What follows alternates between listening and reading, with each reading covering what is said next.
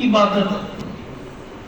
یہ جو رواج ہمارے یہاں چل چکا ہے نا، پروگرام، تقریریں، یہ مقصد نہیں. اصل مقصد جو ہے، دیکھیں نبی علیہ السلام علیحدہ ہو جاتے تھے لوگوں سے، اور صرف عبادت عبادت عبادت اور عبادت. عبادت میں بالخصوص دعا، قرآن کریم کی تلاوت، اللہ تعالیٰ سے مناجات، یہ عبادت. باقی نصیحتیں ہم سنتے بھی رہتے ہیں، سناتے بھی رہتے ہیں. تھوڑا سا ہم نے پروگرام ان دنوں میں رکھا ہوا ہے کہ تھوڑی سی نصیحت بھی ہو، تذکیر بھی ہو، تزکیہ بھی ہو، مسائل کا بھی پتہ چلے. تو رابطوں میں ہم نے خصوصی اہتمام یہ کیا ہے کہ درس و تدریس نہیں ہوا کرے گا، صرف یہ احسان صاحب تھوڑی سی جو نصیحت کرتے ہیں یہ ہوا کرے گی، باقی لمبے چوڑے دروس کوئی نہیں ہوگا. تو تمام احباب کوشش کریں کہ جو اصل مقصد ہے اس کی طرف ہے. یہ راتوں کو دیکھیں نا، ہم لوگوں کو کہ آپ گپے میں لگائیں دسی گھنٹے گھنٹے دن تو لوگ مولوی آپ ہی لگے ہوئے سانو منع کر دیتے تھے، آپ کر دیں. تو اس لیے اصل مقصد ایک نصیحت میں چھوٹی سی کر دیتا ہوں اپنے لیے. سب سے پہلے آپ لوگوں میری بات، یہ جو 10 دن ہے نا، اس طرح کی میں نے پہلے بھی گزارش کی تھی کہ بالعموم تمام لوگ اور بالخصوص معتکفین جن کو اللہ نے توفیق دی ہے کہ کام چھوڑ کر آ گئے نا، تو ان کام کام چھوڑے نہیں اتنے پہ کہ میری کام سارے چلاتے ہیں. بہت مجبوری ہے. نبی علیہ السلام نے باتیں بھی کی ہیں، کوئی ضرورت پڑتی ہے آپ بات بھی کر سکتے ہیں، گھر والوں سے مل بھی سکتے ہیں، کوئی ضرورت کی طرح فون بھی کر سکتے ہیں، لیکن وہ خیمے چ پڑھ کے فون سے لگے رہو تو یہ مقصد ہے.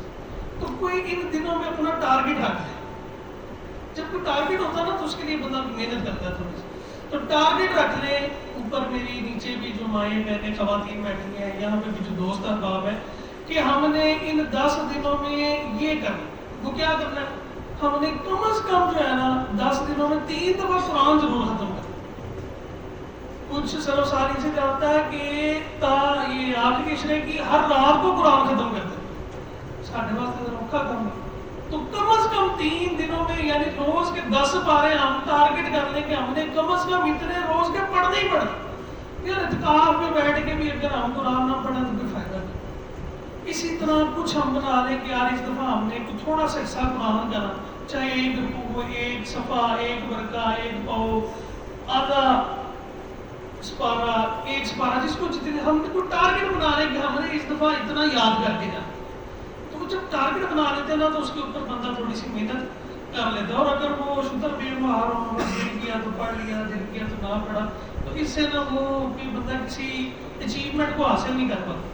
تو میری تو یہ رائے ہے، مشورہ ہے تمام احباب کو. میں خود بھی انشاءاللہ آپ لوگوں کے ساتھ ہوں، میں بھی کوشش کروں گا. میں نے تو ٹارگٹ اپنا ایک رکھا ہوا، تو آپ لوگ بھی کوئی نہ کوئی اپنا ٹارگٹ رکھیں اور کوشش کریں کہ یہ 9 دن بعد جب ہم یہاں سے جائیں تو ہم اپنا وہ ہدف حاصل کر کے جائیں، اور جو ہم نے اللہ تعالیٰ سے وعدہ کیا وہ پورا کریں. اللہ تعالیٰ ہم سب کو عمل کی توفیق عطا کرے. کوئی اعتکاف کے حوالے سے اگر کوئی آج ابھی کچھ پوچھنا چاہتا تو پوچھ لیں، نہیں تو ہم اس کے بعد انشاءاللہ اپنا اب بھی بیٹھ کر. یہ میں نے بتا دیا تھا کہ فجر کے بعد معتکف میں داخل ہونا سنت ہے.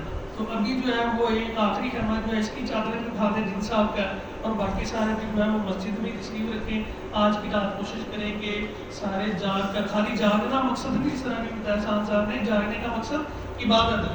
تو عبادت کریں، تلاوت کریں، دعائیں کریں، مناجات کریں، سارا کچھ کریں. اور فجر کے بعد جو ہے وہ پھر اپنے معتکف میں داخل ہوتے تھے. پاویں چار تسی 11 بجے کر رات کو، پھر 11 بجے صبح ہم انشاءاللہ سب کو اٹھا دیا کریں گے. اگلی تفصیل ہم پھر صبح بتائیں.